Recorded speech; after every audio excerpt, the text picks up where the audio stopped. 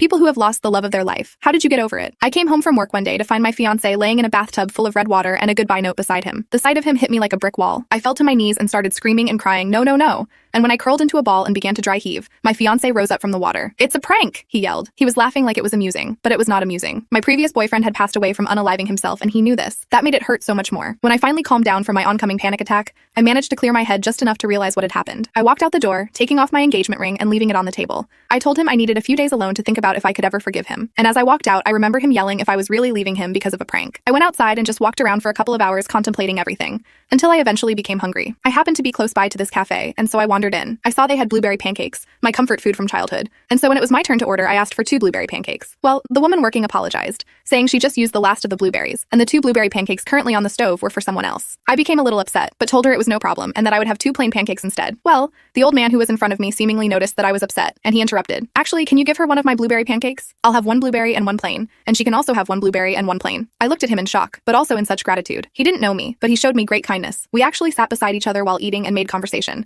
and I accidentally trauma dumped onto him. He was extremely wise and thoughtful, and he gave me amazing insight and advice. I made my mind up to leave my fiancé that day, and it's because of the old man's words, because up until then, every part of me wanted to forgive him.